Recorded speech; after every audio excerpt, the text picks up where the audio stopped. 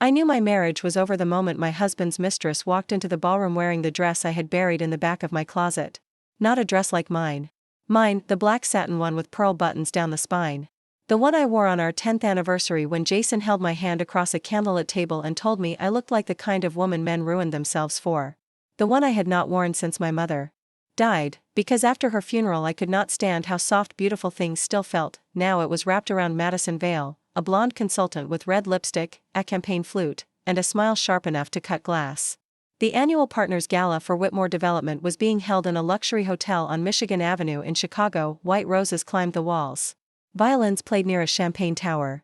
Judges, donors, board members, city officials, executives, and their perfectly dressed spouses floated through the ballroom like nothing ugly could happen under so much crystal light. Then Madison stopped at the top of the stairs and lifted her glass toward my husband. Every head turned. First to her. Then to me. Then to Jason. His hand went damp against my back. He saw her a second after I did, and the color drained from his face. "Evelyn," he whispered. "We need to leave." That was when something inside me went still. "Leave?" I asked. "But the show just started." "Please," he hissed. "Don't make a scene." I looked at him.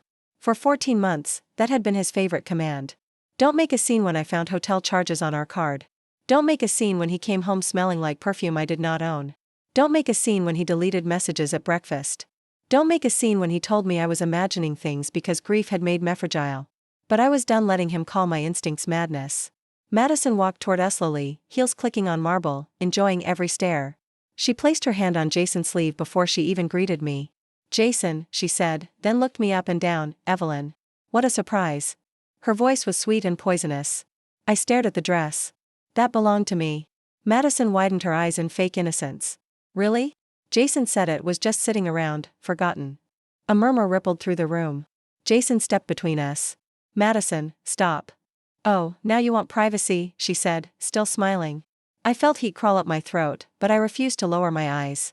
Across the ballroom, Jason's father, Charles Whitmore, watched from the head table. He was the retired founder of the company, a man who loved reputation more than truth. Beside him sat Margaret, Jason's mother, her pearls glowing like little moons, her face already arranging itself into disappointment.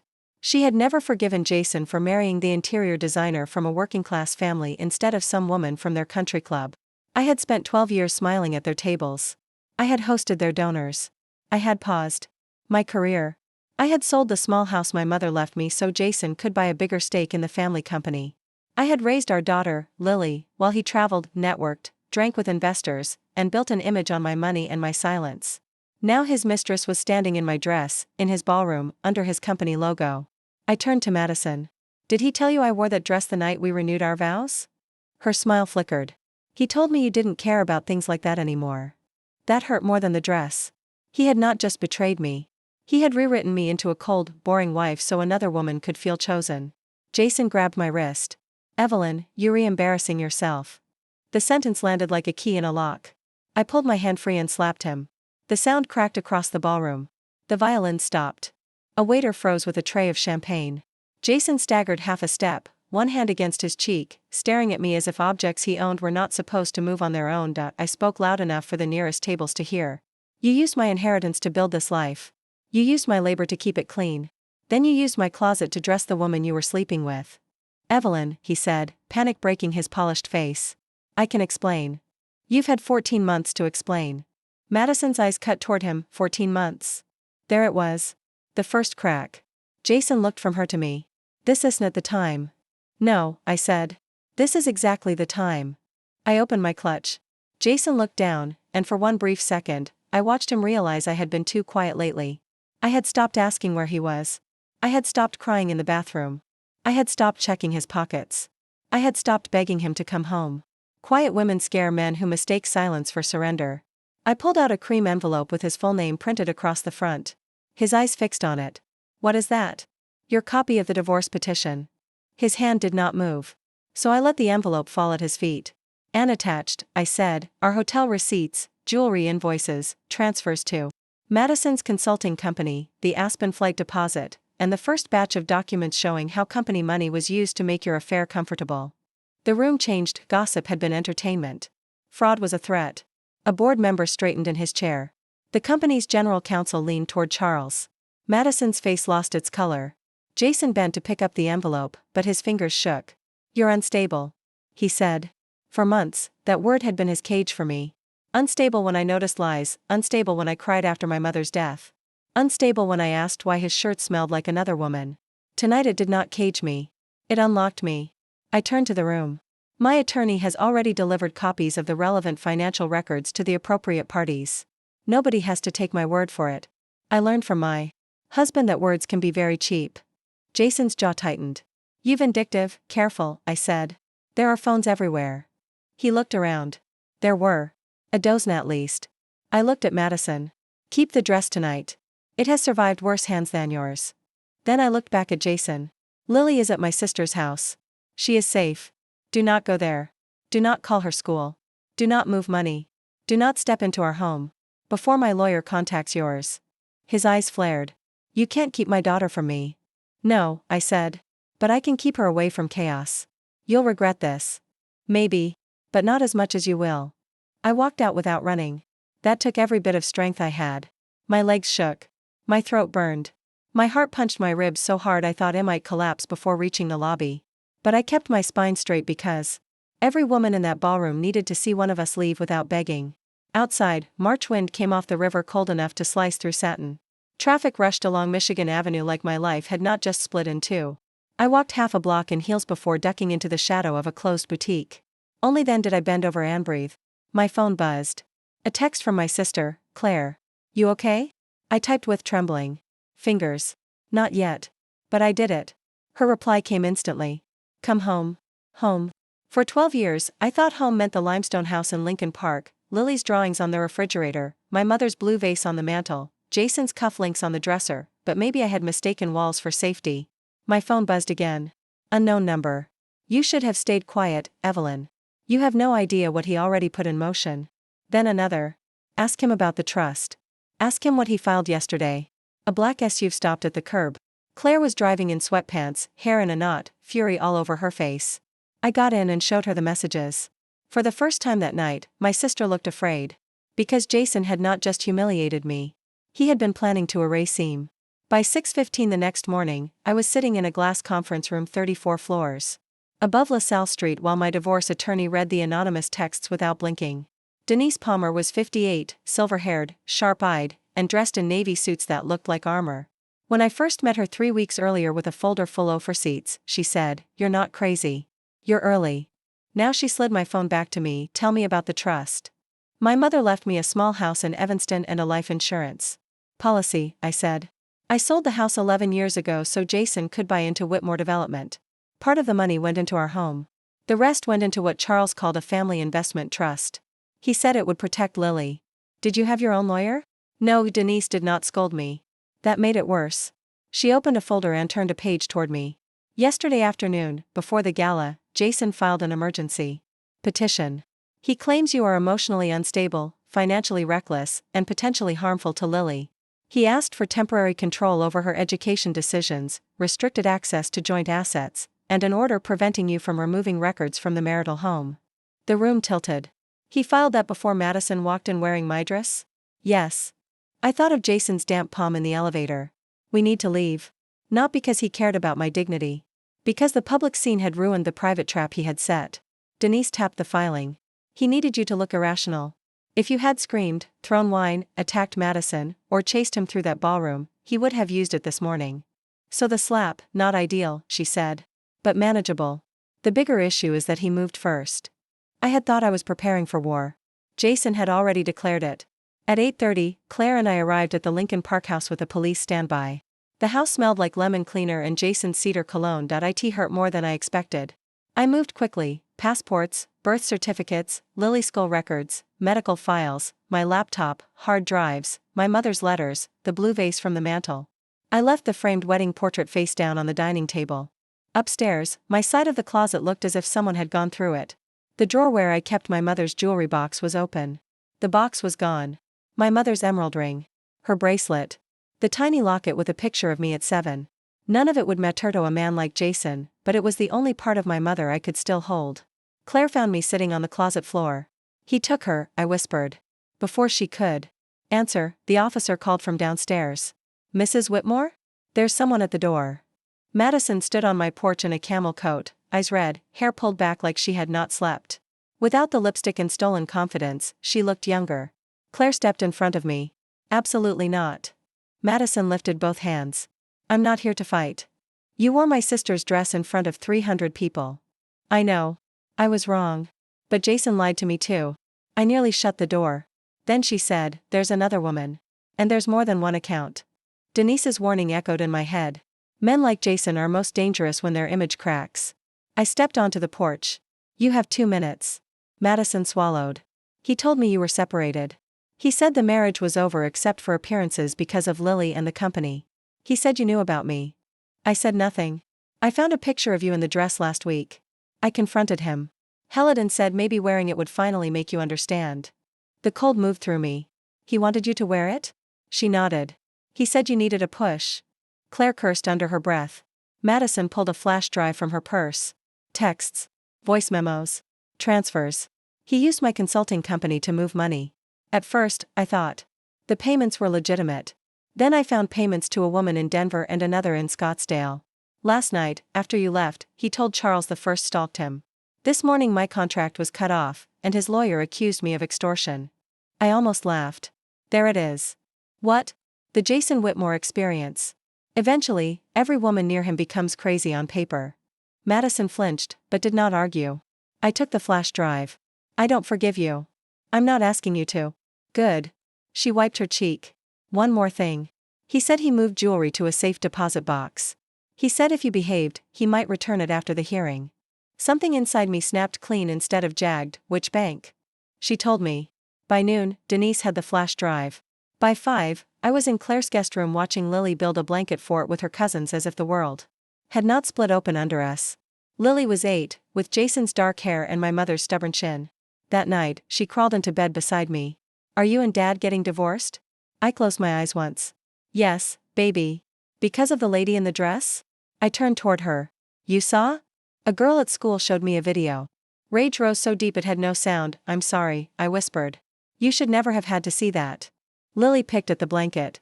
Dad said you're trying to take everything because you hate him. I don't hate your dad. I hate what he did. Did he do something bad? He broke promises, I said carefully. And he hurt people. Now grown-ups have to fix the mess in a fair way. Are we poor now? That nearly broke me. I pulled her close. No. We are changing. Changing feels scary, but you are safe. You will have school, books, your purple bike, pancakes on Saturday, and me. Will you always come? To what? Mistuff. Dad missed the poetry breakfast. I will always come. She nodded against Micah's like she was storing the promise somewhere permanent. The next week's top Methat betrayal is not one wound. It is a hallway of doors, and behind every door ice another room you never wanted to enter.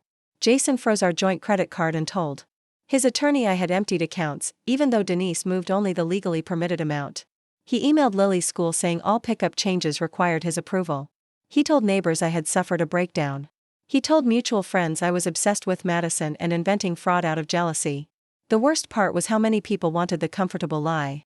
It was easier to believe the wife had lost control than to believe the charming husband had built his life on theft and humiliation. Margaret called once. You should think carefully before you destroy Lily's father. I did think carefully. That's why I hired Denise. You were always dramatic. No, Margaret. I was always useful. You confused the two. She went quiet. Then she said, whatever Jason did, you benefited from this family. I looked around Claire's guest room, at my suitcase and Lily's stuffed rabbit. I paid the admission fee with my mother's house. She hung up. 2 days later, Denise confirmed Jason had opened a safe deposit box 4 days before the gala. Madison's flash drive made everything worse for him. There were texts about routing, consulting payments, through her company. There were voice memos where Jason joked about keeping me soft and confused until the trust was locked. There were messages to Kelsey in Denver, including a picture of a bracelet that looked painfully familiar. My mother's bracelet. By then, Whitmore Development had begun an internal review. At first, Charles tried to contain it with a statement about private family matters. Then a junior accountant named Aaron contacted Denise. He had noticed irregular vendor payments months earlier and Jason had told him to stop looking. Unless he wanted to be unemployed. Aaron had kept copies. The second twist came from the place Jason trusted most, his own arrogance. He had used company accounts, marital funds, and the family trust like separate drawers in the same dresser, assuming nobody would open all of them at once. Denise opened all of them. The emergency custody hearing was on a rainy Thursday. Jason arrived with Charles, Margaret, 2 attorneys, and the wounded expression of a man auditioning for sympathy. His lawyer described me as volatile, vindictive, and financially unpredictable. He referenced the slap. Her referenced my grief after my mother's death. He called my questions about hotel charges episodes of paranoia. I listened until my hands stopped shaking. Then Denise stood. "Your Honor, Mr. Whitmore filed this petition before the event he now uses as justification. We intend to show this was not a protective action for the child, but a strategic attempt to discredit Ms. Whitmore before she discovered financial misconduct." She put Jason's filing timeline on the screen. Then she played the gala video. I hated watching my own face, pale and furious under chandeliers. But Denise played the 18 seconds before the slap, Jason gripping my wrist, Madison mocking me in my dress, Jason calling me embarrassing. She played the part where I stepped back instead of lunging forward, then she played a voice memo. Jason's voice filled the courtroom. "If Evelyn flips out, I'll finally have what I need. She's been unstable since her mother died. Everyone knows it. Once the judge sees she's a risk, I can control Lily, the house, the trust, everything. She won't have the money to fight long." The room went silent. I did not look at Jason. Denise said, "That recording was provided by Ms. Vale. We also have documents showing Mr. Whitmore removed inherited jewelry from the marital home and attempted to use it as leverage." Jason half stood. "That recording is illegal." His lawyer grabbed his sleeve. "Sit down." But Jason was unraveling. "Madison is lying because I ended things." The judge's voice cut through the room. "Mr. Whitmore? Sit down." For the first time since I had known him, Jason obeyed a woman immediately. The judge denied his emergency petition. Temporary physical custody remained with me. Jason received structured visitation. Both sides were ordered to preserve records, assets, devices, and safe deposit contents. Then the judge looked at Jason. "If any property belonging to Ms. Whitmore's inheritance is moved, sold, hidden, or damaged, you will have more than a family court problem." His face went gray. In the hallway, Jason approached me. Claire stepped forward, but I raised my hand. "You're enjoying this," he said. "No, you turned Madison against me." "No, Jason. You did that when you turned her into your next crazy woman." His mouth twisted. "You think you've won? That company is my blood. My name is on everything." I looked at him and saw the smallness under the polish. He had mistaken a last name for character and fear for respect. "Then I hope your blood can pass an audit." Something flashed behind his eyes, not anger. Fear. That night, Aaron the accountant disappeared from the company directory. The next morning, he called Denise from a motel outside Milwaukee. And while they told us turned my divorce into something much bigger than a broken marriage. Aaron had not resigned. Corporate security escorted him out after he refused to sign a separation agreement. His laptop was taken, but he had already sent copies of vendor ledgers, emails, wire records, and internal memos to Denise and to a federal investigator. The name that mattered was North Pier Strategies. On paper, North Pier was a consulting firm paid for zoning analysis and political outreach. In reality, according to Aaron, it was a shell vendor used to move money out of Whitmore Development and into accounts Jason controlled. Some paid for trips, jewelry, and women. Some funded appropriate investment hidden from the board. Some had been used to repay the family trust where my inheritance had been quietly diluted. Then Denise showed me the worst page. My signature appeared on 2 trust amendments from last year. "I didn't sign these." "I know," she said. The signature looked like mine from far away. Up close, it was wrong. The E too sharp. The W too narrow. Jason had seen my signature thousands of times and still could not copy the hesitation before my final loop. "What did the amendments do?" I asked. "They reduced your control and made Jason managing trustee in the event of your incapacity."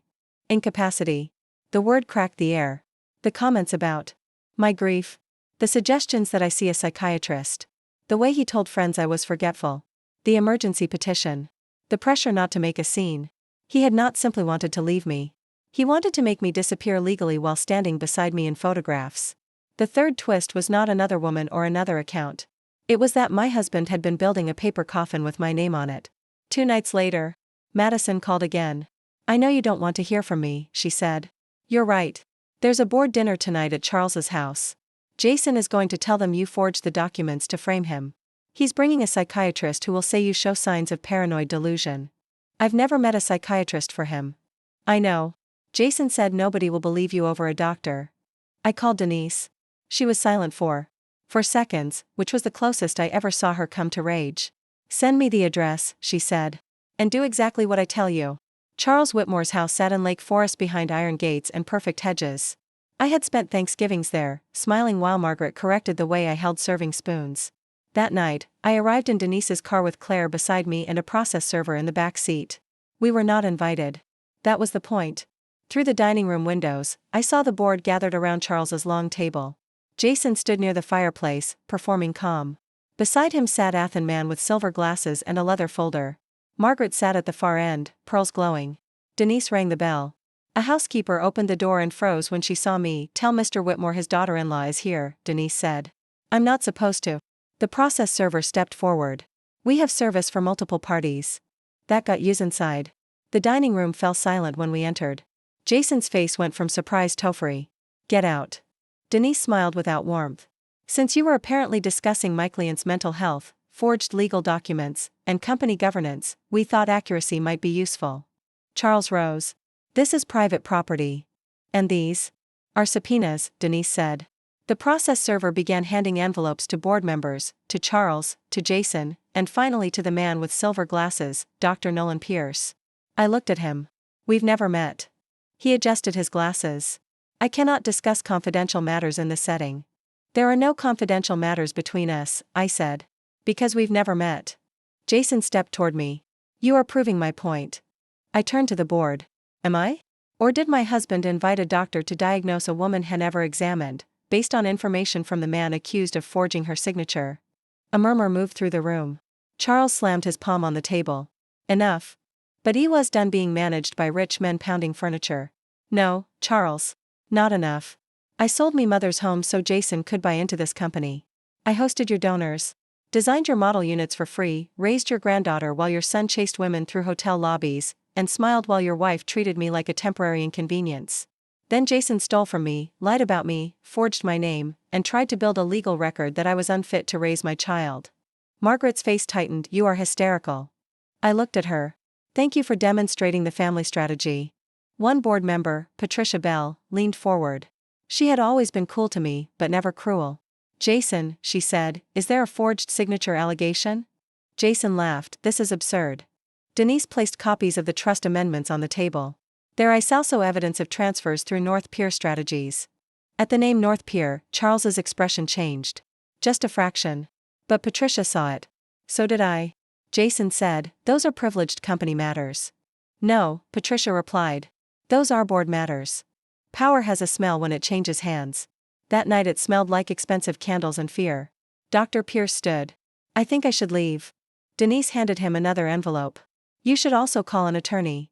I stepped closer to Jason. You wanted a scene? I said. Here it is. Not the one where I scream and prove you right. The one where everyone reads. His eyes burned. You'll destroy Lily's future. No. I'm saving her from inheriting your version of love. Charles ordered us out after that, but the damage was done. Before midnight, Patricia requested an emergency board session. By morning, Whitmore Development's internal review was no longer internal. By the end of the week, Jason was placed on administrative leave. Charles stepped back from board authority, and North Pier Strategies became a name whispered in legal offices, conference rooms, and eventually by a reporter who called Denise for comment. It did not comment. I had spent years explaining myself to people committed to misunderstanding me. Now the documents could talk. The divorce trial took 7 months.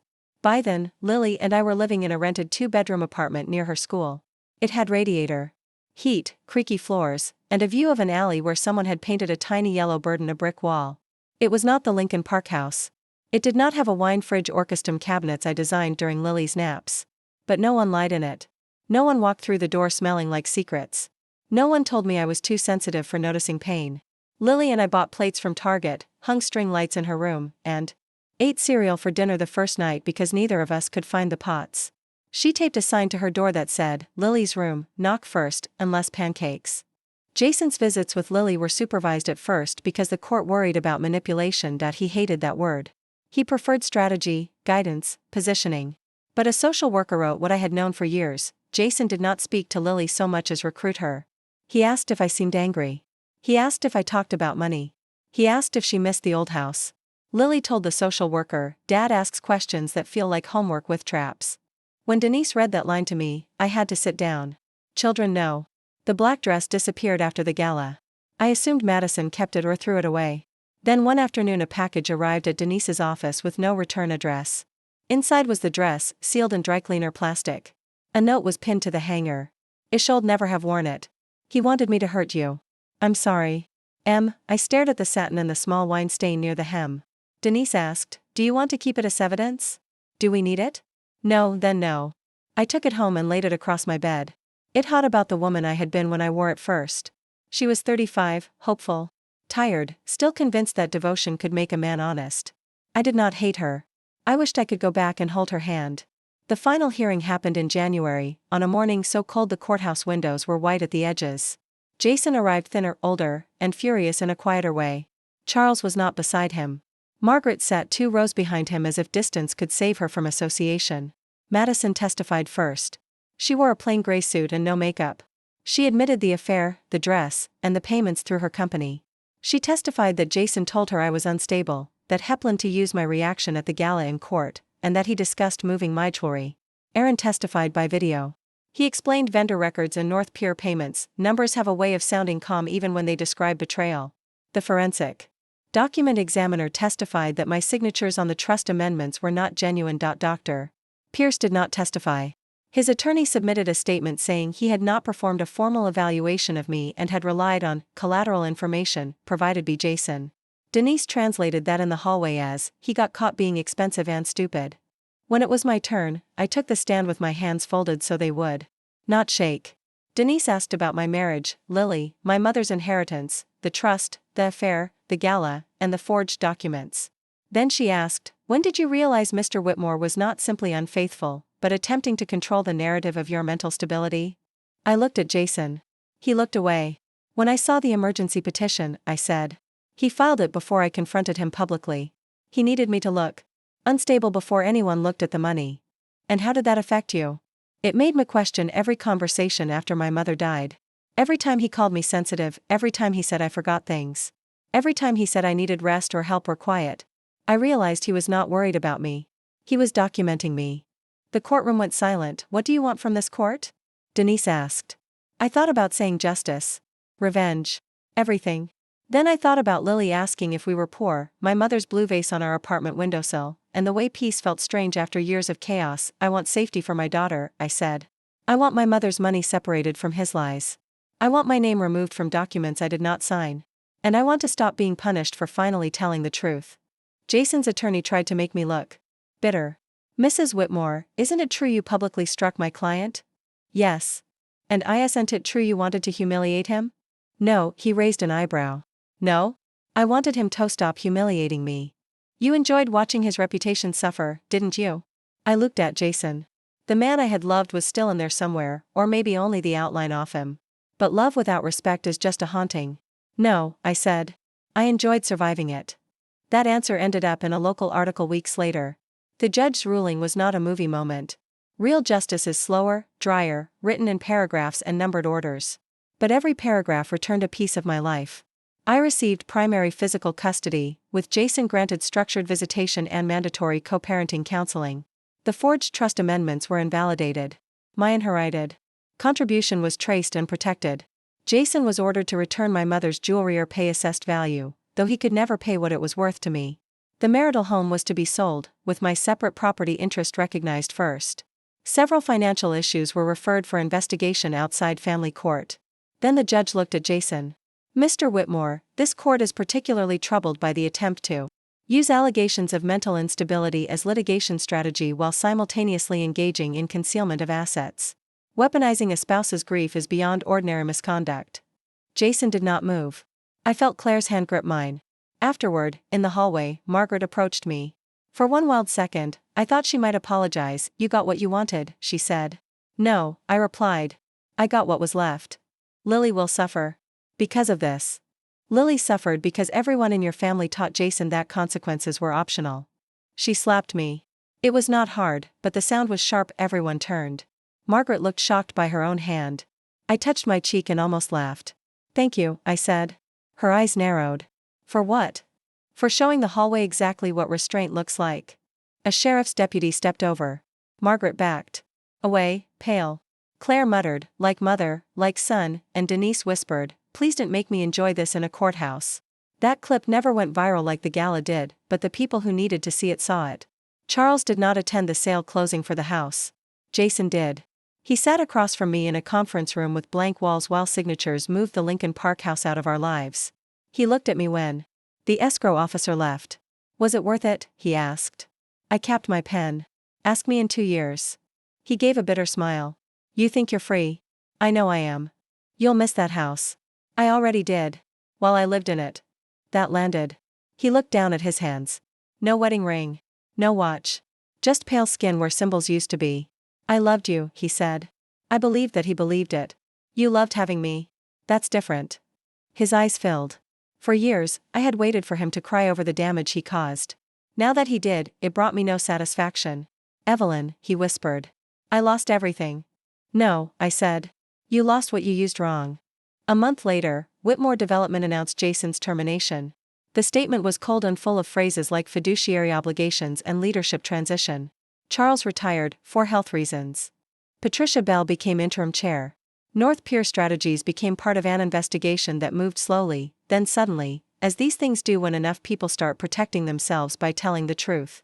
Madison took a plea agreement on financial reporting issues and left Chicago. I heard she moved to Oregon and worked for a nonprofit that helped women rebuild credit after abusive relationships. I did not know whether that was redemption or rebranding. Maybe both. People are rarely clean enough to fit inside one word. Aaron found another job. Denise sent him a thank you note, which from her was basically a parade. As for me, I went back to work. First, I had to learn how to sleep without listening for the garage door. I had to learn how to grocery shop without checking every purchase against Jason's judgment. I had to answer marital status without feeling like a public failure. I had to let silence be peaceful instead of suspicious. Then Lily's school needed volunteers to redesign the library reading corner. I said yes. I measured walls, chose warm lamps, found secondhand chairs, painted shelves deep blue, and made a little archway with paper stars. The principal cried when she saw it. A parent asked for my card. Then another. Then a friend of a friend needed help with a townhouse renovation. Then a boutique hotel wanted a consultation. Within 18 months, I opened my own small interior design studio in a converted storefront near Andersonville. I named it Blue Vase Design after my mother's face, the one thing from my old life that had never lied to me. On opening day, Claire brought coffee, Lily taped a sign behind my desk that said, "My mom makes rooms brave." And Denise sent a white orchid with a card that read, "For the record, I approve." The black dress stayed in a garment bag for a while. Then a women's employment charity posted that they needed formal wear for clients attending interviews and fundraising events. I drove there on a Tuesday and handed the dress to a volunteer. She unzipped the bag and gasped. "This is beautiful." "It has a history," I said. "Most good things do." I liked that. I imagined some woman wearing it into a room where she needed courage. Not as bait. Not as a weapon. Not as a stolen trophy. As armor. As a beginning. 2 years after the gala, Lily stood on a school auditorium stage holding a certificate for winning a citywide young readers competition.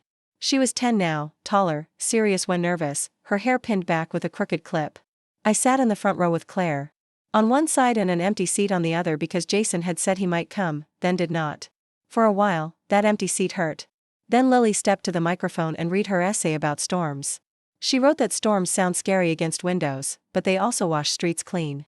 She wrote about a mother who drove through rain, moved into a small apartment, made pancakes without a pan, and taught her that home was not a house but the place where nobody made you feel small.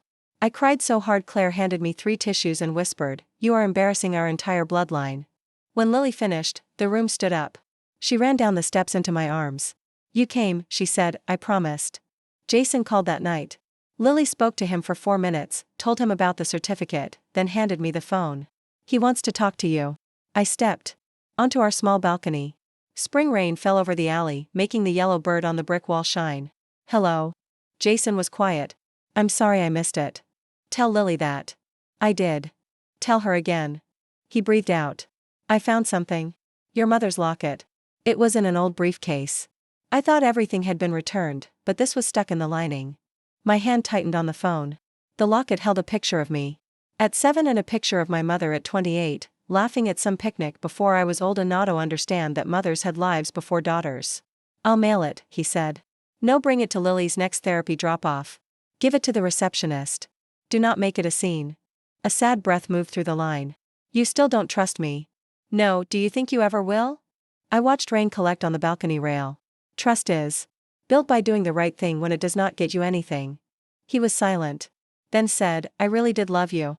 This time the words did not hook into me. They passed by like a song from another apartment. "I know," I said. "But you loved yourself louder." He did not argue. The next week, the locket arrived exactly as instructed. I appended it at my kitchen table. The tiny pictures were still inside. I pressed it to my mouth and cried in a way I had not cried during the trial. Not sharp. Not panicked, just full. Lily sat beside me. "Is that Grandma?" "Yes." "She looks like you." "No," I said, smiling through tears. "I look like her." Lily touched the locket. "Can I wear it someday?" "Someday. When you understand what it means." "What does it mean?" I thought about the house in Evanston, the gala, the dress, the forged signatures, the courtroom, the apartment, the pancakes, the library, the studio, and every door I had walked through while afraid. "It means women in this family survive being underestimated." She considered that seriously. Then she said, "Can surviving women still order pizza?" I laughed so hard I scared the fat orange rescue cat Claire had convinced us to adopt. His name was Waffles, and he believed every cardboard box was his inheritance. We ordered pizza.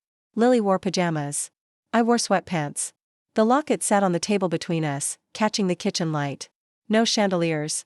No champagne towers. No borrowed name. No performance. Just home. People still ask about the gala. They ask if I planned the slap. They ask if I knew Madison would wear the dress. They ask if I regret making everything public. They ask if revenge healed me. The truth is, revenge did not heal me. Revenge only stopped the bleeding long enough for me to choose surgery. What healed me was every morning I woke up and did not check Jason's mood before deciding mine. Every time Lily laughed without glancing at a doorway. Every client who trusted my eye, not my married name. Every bill I paid from money I earned. Every quiet Sunday when sunlight hit my mother's vase and I remembered that peace can feel boring at first when you are used to chaos. Jason wanted the world to see me as a humiliated wife in a stolen dress story. For a few hours, maybe they did. But light does not only expose the woman standing in the center of the room. It reaches corners. It shows fingerprints. It finds locked drawers, hidden accounts, forged signatures, and all the little places where powerful men think shame can be stored. That night, Madison walked into a ballroom wearing my dress because Jason thought it would break me. Instead, it dressed the truth. By the time the music stopped, the cameras started, and the envelope hit the floor, the woman everyone thought they were watching fall had already learned how to stand. I did not lose my marriage that night. I found the door. And when I walked through it, I did not look back.